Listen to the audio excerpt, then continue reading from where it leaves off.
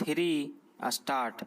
महोदय, जब तक अहिंदी भाषी हिंदी को हृदय से स्वीकार नहीं करते तब तक वह राष्ट्रभाषा का स्थान नहीं पा सकती, और यह तभी हो सकता है जब वे यह समझें कि इसमें उनका भी योगदान है और उन्होंने इससे केवल लिया ही नहीं बल्कि इसे कुछ दिया भी है, और उन पर कोई दूसरी भाषा लादी नहीं गई है बल्कि यह उनकी ही भाषा है। मेरा कहने का अर्थ यह नहीं कि आप उनकी ही व्याकरण अपना लें। इसका अर्थ यही है कि आप उदारतापूर्वक जितना ले सकते हैं ले लें। भाषा इसी प्रकार बन सकती है। यह भी आवश्यक नहीं है कि उसको स्वीकार करने पर आप वही लिखना आरंभ कर दें, परंतु जो वे लिखें उसको आप गलत न समझें। आज किसी भी भाषा का रूप वही नहीं है जो उसके प्रारंभिक काल में था। उसमें परिवर्तन होता रहता है।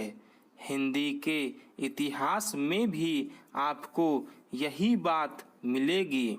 मैं हिंदी का कोई विद्वान नहीं हूँ, पर मैं अपने अनुभव से कह सकता हूँ कि उसमें भी पिछले 500-600 वर्षों में बहुत अंतर पड़ा है तथा पहले की और आज की हिंदी में काफ़ी अंतर है।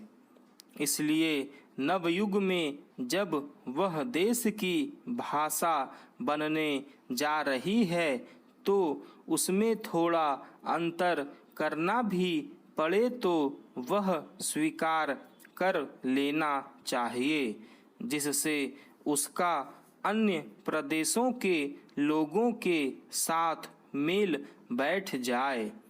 कई अहिंदी भाषी लोगों ने भी हिंदी की काफ़ी सेवा की है। आपके राज्यपाल महोदय अहिंदी भाषी हैं और उन्होंने अपनी भाषा की बड़ी सेवा की है। यह भी हिंदी के पक्ष में थे और इन्होंने बड़ा योग दिया है, जिसके कारण हम संविधान सभा में सफल हो सके। इनका भी यही विचार है जो मेरा है। मैं चाहता हूँ कि इनको भी हिंदी की सेवा करने का अवसर दिया जाना चाहिए। उसका फल हिंदी के लिए और देश के लिए अच्छा ही होगा। मानपत्र में आपने संस्कृत के संबंध में कहा है। मैं मानता हूँ कि हमारे देश में संस्कृत का अध्ययन आवश्यक है, क्योंकि देश की सभी भाषाओं का स्रोत वही भाषा है। संस्कृत से हमारा संबंध अटूट है। इसकी पढ़ाई लिखाई कम हो गई है। यह हमारे लिए दुख की बात है। मैं आशा करता हूँ कि इसकी उन्नति होगी। महोदय, मैं अपने बारे में कहता हूँ। जब मैं छोटा था और कॉलेज में पढ़ रहा था तब रूस और जापान के बीच युद्ध छिड़ा। उस समय समाचार पत्रों में जापान के संबंध में बहुत सी बातें छपा करती थी। उनमें एक बात यह भी थी कि जापान में समूरिया जाति के लोगों ने अपने सब अधिकार वहाँ के राजा को दे दिए थे। उसके बाद जापान बड़ी उन्नति कर सका। हम लोग यह पढ़कर आश्चर्य और सराहना करते थे। उससे बढ़कर हमारे यहाँ के लोगों ने स्वराज्य स्थापित होने के बाद 1-2 वर्ष में एक उदाहरण उपस्थित करके दिखाया। हम भी अपने हजारों वर्षों के इतिहास को नहीं भूलेंगे। जो रियासतें अलग अलग स्थापित हो गई थी और एक प्रकार से भारत कई टुकड़ों में बटा हुआ था, वे सब टुकड़े एक हो गए।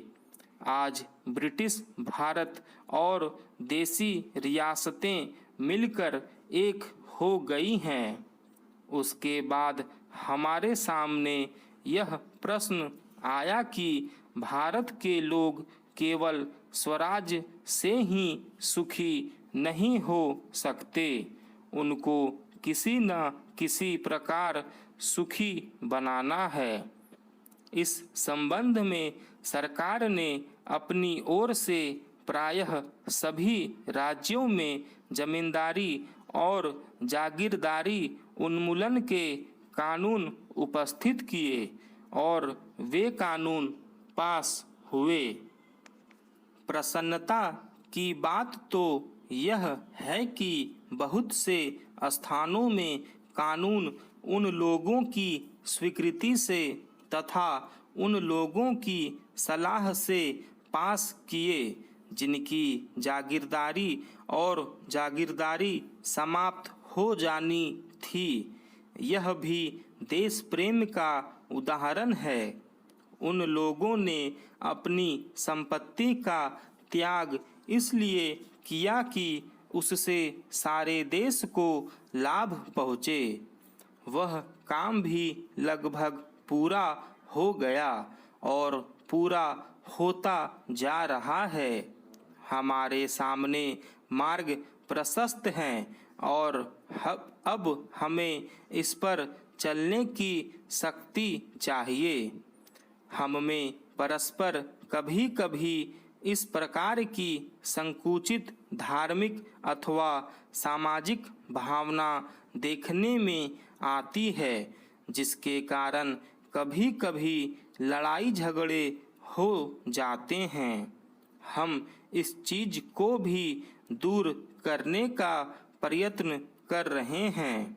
हमारे संविधान में स्पष्ट बता दिया गया है कि कोई चाहे किसी भी धर्म का क्यों न हो, किसी भी जाति का क्यों न हो, इस देश में सबको समान अधिकार हैं।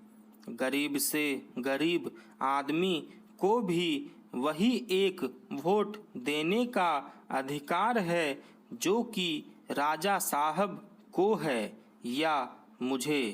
धर्म के नाम पर किसी प्रकार का भेदभाव नहीं किया जाता है।